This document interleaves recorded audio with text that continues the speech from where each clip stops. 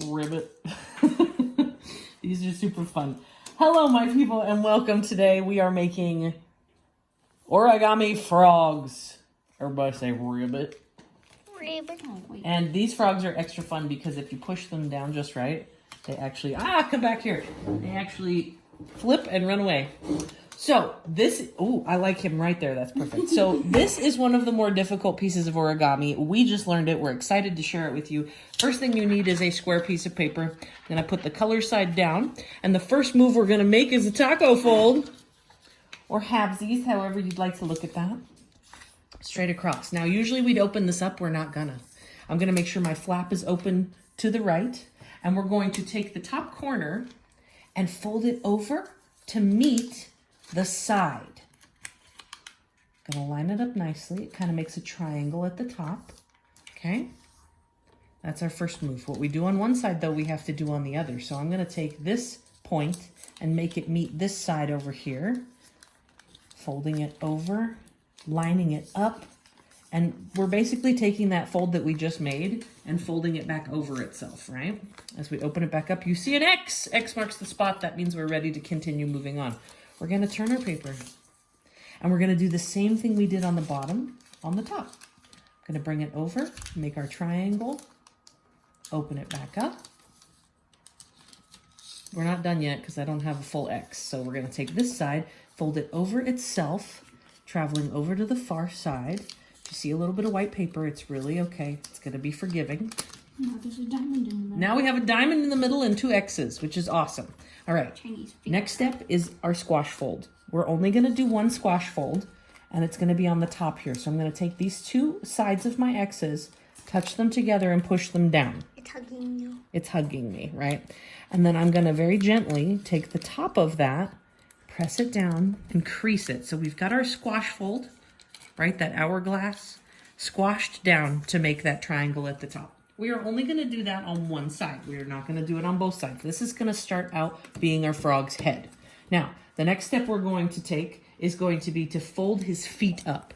These little flaps right here are going to turn into his feet.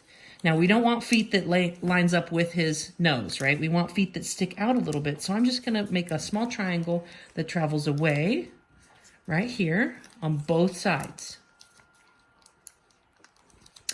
Now, if you look at it from here, it kind of looks like a doggy face, and we'll fold a dog coming up soon. But that's what we're looking for, is we've got this fun diamond in the middle, which is his head, and his 2 feet sticking out from the rest of his body. Now, the next step is we're going to fold the bottom half up to meet the top half. And this point right here is where we're going to bring it up and have that point sticking out at the bottom. There we go. Have these. Looking awesome. Looks like a house with ears. A house with ears. Well, if you look at it from the back, hey, you can kind of start to see the frog coming out, right? Now we're going to turn it back over to where our fold was. And we're going to work towards this by opening up his leg and folding both sides to the center line. Again, I'll show you that again. I pulled his leg up just to get it out of the way for a second.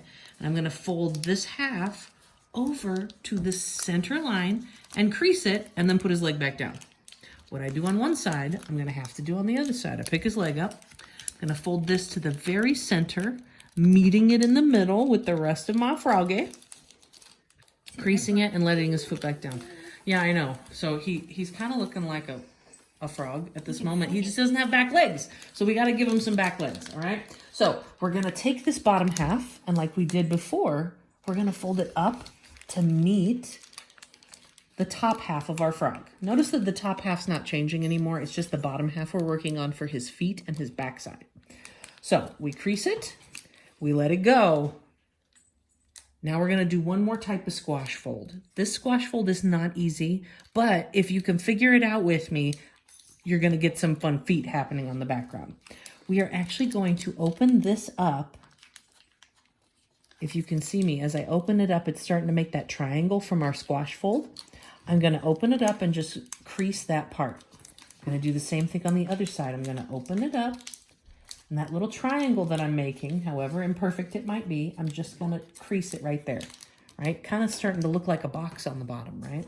Now, we're not done squashing. We have creased, but now we need to squash. So here we go. We're gonna take the bottom, pull it over what we just creased. Notice all the crinkles I'm getting. Come on, Froggy, you can do it. There we go. And pinching it over and across our squash fold. If this is a point where you're getting frustrated, pause it, go back, watch it again. Again, we had folded it, we had creased it, and then we squash it. All right, now we're gonna make those feetsies. You ready? We're gonna take this footsie, I'm gonna fold it down and over so that it kind of mirrors the foot up top here. Okay, same thing on this side. I'm gonna take this whole foot, fold it down and over and crease it. We've got our 4 legs, right? But here's the struggle. He's a dead frog. He flips over, and that's about it, like this. Well, he kind of runs, and then he flips over. We want him to be able to really move and groove. So the thing we're going to do is flip him back over to his belly. We're going to fold these 2 legs up over these legs. So you see how I've flattened both of his legs, sets of legs together, and make a really good crease. We want this so nice and creased. Okay? Then I'm going to take it and do a squash fold this direction where I'm squishing his back legs back over his back. Do you see that? I touched them to his other set of legs, and then I've taken this and I've squashed it on top, making a really severe crease so that when I turn him over, he's got this fun staircase effect happening that I can push down and let him run.